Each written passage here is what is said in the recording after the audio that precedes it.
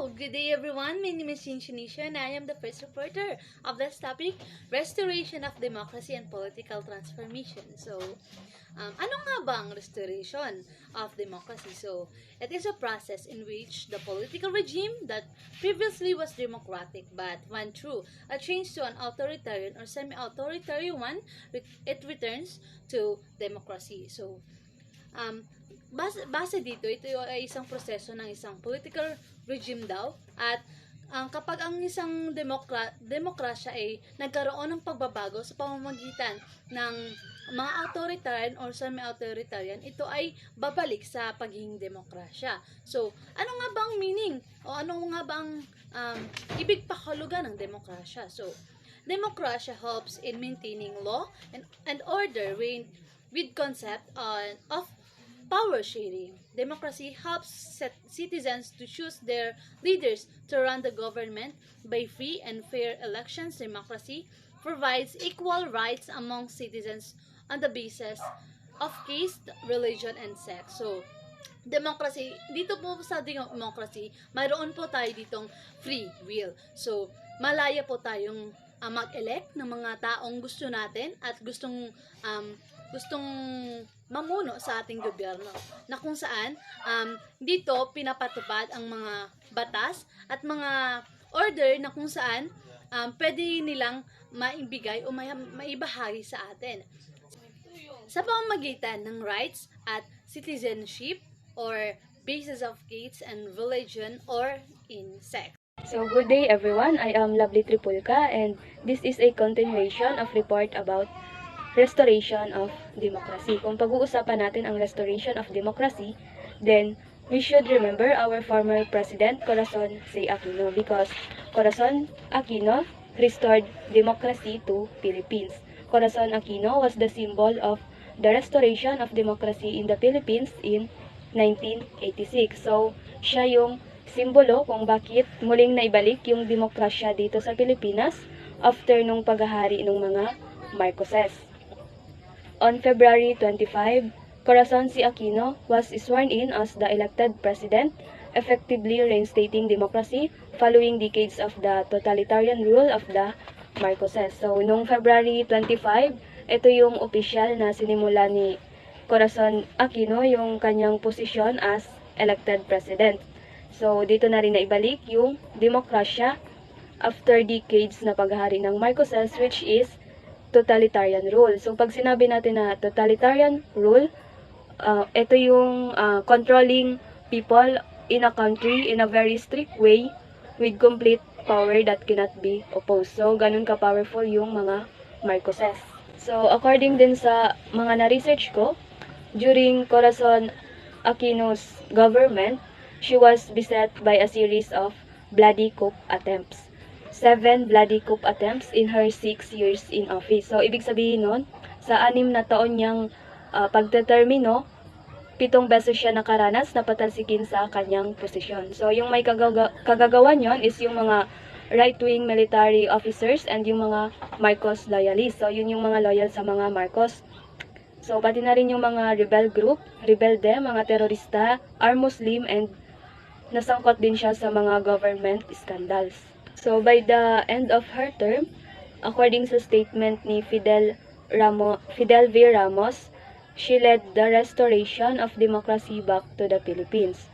Of course, she didn't do it by herself, but she will remembered as having led the fight against dictatorship. So, kahit hindi masyadong successful yung kanyang termino, at least she was be able to restore the democracy in the Philippines.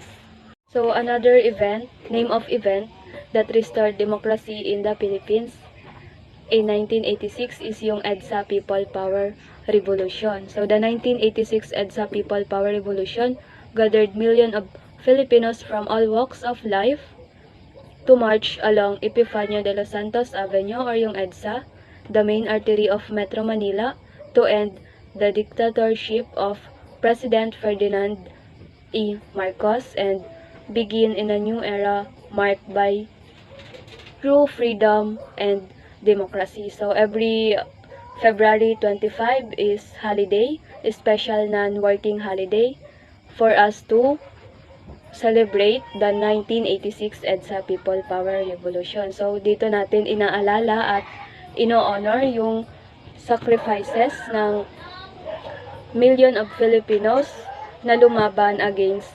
dictatorship.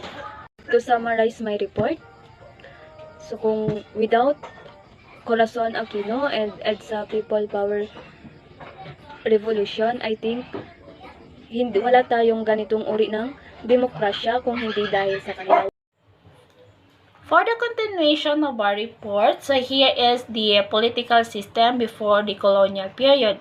So the datu, it is the ruler of the local community, and barangay, it's ruled by a local paramount ruler called a datu. So before the arrival of the Spanish in early 16th century, most people live in small independent villages called the barangay. So the Spanish later founded many small towns which they called poblaciones, and from the center roads or trails were built in 4 to 6 directions like the spokes of the wheels. So poblaciones, it is the small towns. So sitios, along roadsides arouse numerous new villages designated barrios under the Spanish that were further subdivided into smaller neighborhood units called the sitios. Elements of both Spanish and indigenous local settlements have persisted into the early 21st century.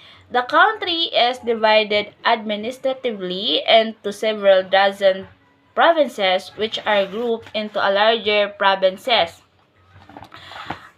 and a larger number of regions, so which is the National Capital Region, the Metro Manila, and Autonomous Region in Muslim Mindanao in the far south, and the provinces collectively embrace more than 100 cities and some 1,500 municipalities. So each province is headed by the elected governor. So municipalities and barangays all have elected officials. So that is all about the old story of the political system in our country.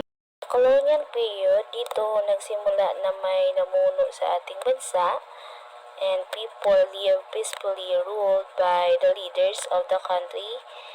So, nung panahon, meron na din demokrasya kasi nakakapili naman yung mga tao ng magiging leaders nila. And then, after that, until Marcoses lead the nation using the power of the military, and during his time, walang kalayaan ng mga tao to choose for their leaders, and until President Corazon Aquino restore again the democracy on our country.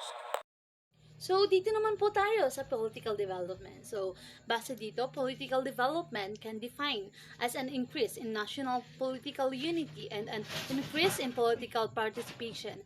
The change that occurs in the realm of civil and political societies and in the structure relations among civil society and the state. So, political change, despite its broad reach, is usually defined as a significant change in government surrounding leadership and policy. So, base dito sa ating binasa, ang political development daw po ay nag-increase ng political participation. So, pag sinabi nating politika, dito ang kapaloob ang mga naglilingkod sa ating gobyerno na kung saan sila nagpapatibay ng civil and political societies. So, ang political development. So, kapag sinabi nating political development, dito din po papasok ang political change. So, kapag mayroon po tayong mga tamang tao na inelect or tamang mga dito po lalabas ang pagpapatibay ng isang gobyerno o bansa kung saan sila ay nagtutulungan upang maiangat ang gobyerno at magkaroon ng pagbabago sa ating bansa. So, yun lang po. I'm Rika May Taborda and I will continue the reporting. So, next is the political process today in the Philippines. So, the new politics in the Philippines are governed by a three branches system of the government. So, the country is a democracy with a president who is directly elected by the people and serves as both the head of state and the head of the government. So the president serves as the leader of the executive branch and it's the powerful political figure. So a president may only hold the office for 1 6-year term. So the government of the Philippines or the Filipino pamahalaan ng Pilipinas has three interdependent branches. So the legislative, executive, and the judicial.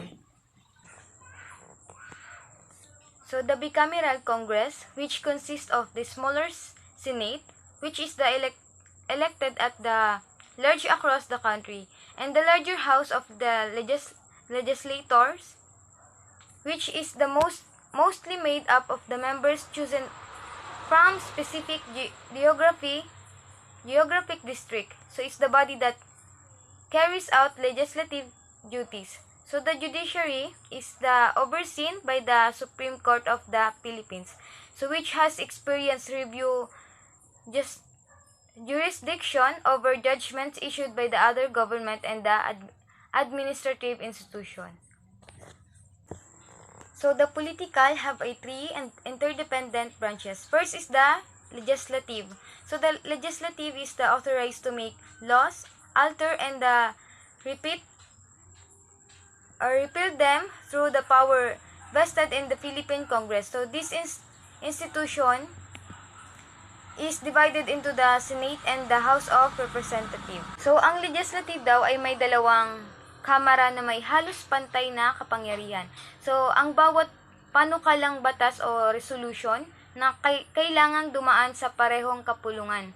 So kailangan muna ng lagda ng Pangulo bago makapanghintulot na makapasok. Sunod naman ang executive branch, so is composed of the president and the vice president who are elected by direct popular vote and the serve of term of 6 years. So the Constitution grant the president authority to appoint his cabinet, these departments from a large portion of the country's bureaucracy. So, ang executive naman ay pamahalaan na binubuo ng gabinete at lahat ng mga executive department na pinamumunuan ng Pangulo. So, ang Pangulo at Vice Presidente ay direktang inihahalal ng magkahiwalay sa pamamagitan ng pambansang boto para sa mga terminong 6 na taon. Last ay ang judicial branch, so holds the power to cite controversies involving rights that are legally demandable and enforceable.